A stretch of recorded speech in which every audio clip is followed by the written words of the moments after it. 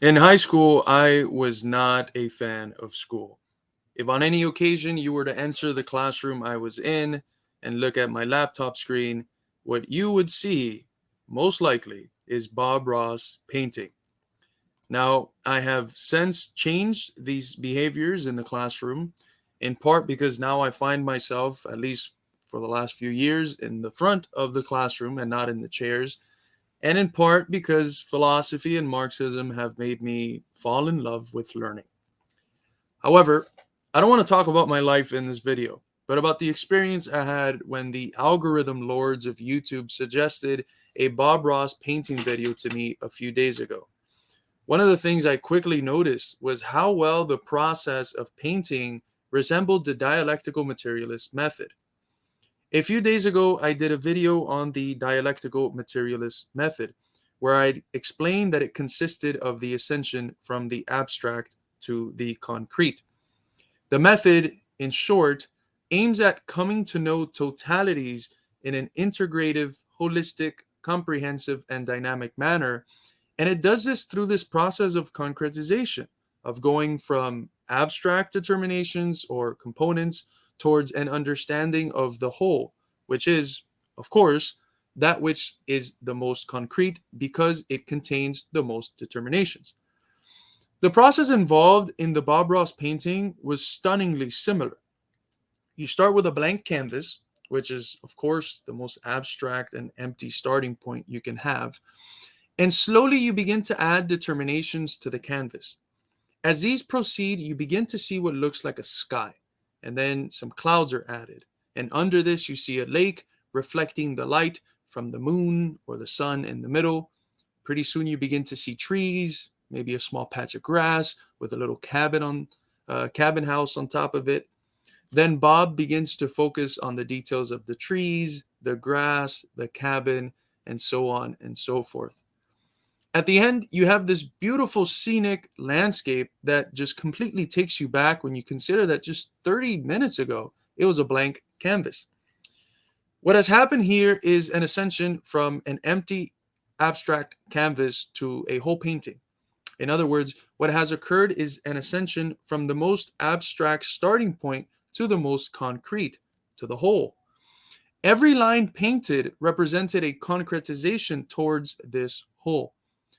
Now imagine if you hadn't seen the process of the painting, if you skipped the video all the way to the end just to see the final landscape. Would you know the painting better had you done this? I think the answer is clearly no. This sort of engagement with the whole was what Marx called an imagined concrete.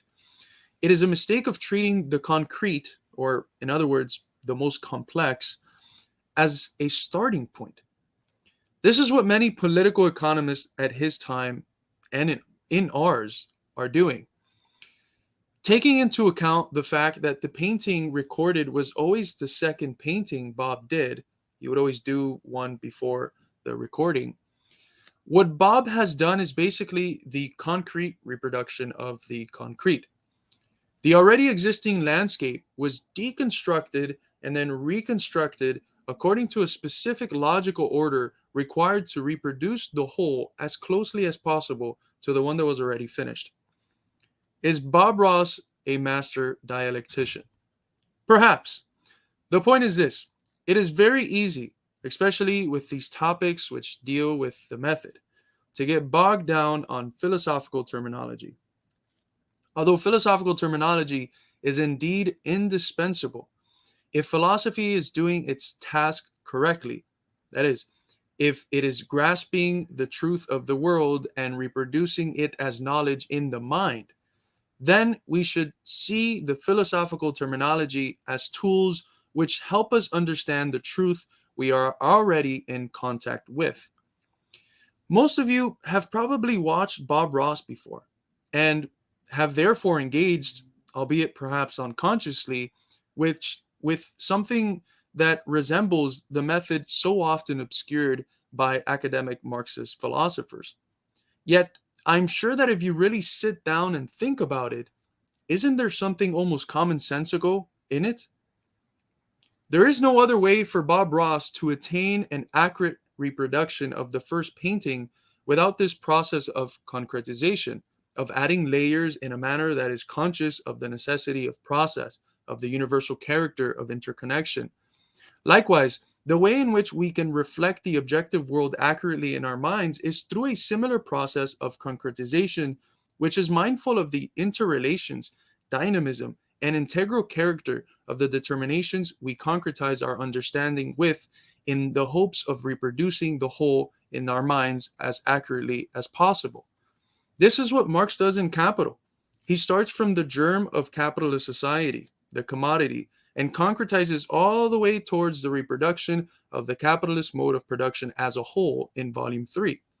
This is also what Hegel does in his Logic. He starts from the most abstract, with the concept of pure being, and concretizes until he gets to the absolute idea, the most comprehensive and integrative moment in the development of the concept. That'll be all for today. I hope this was a helpful example. I want to thank you for watching. And if you want to learn more about the dialectical materialist worldview and the dialectical materialist method, check out my book, Marxism and the Dialectical Materialist Worldview, an anthology of classical Marxist texts on dialectical materialism, which is linked to the description of this video. Thanks again.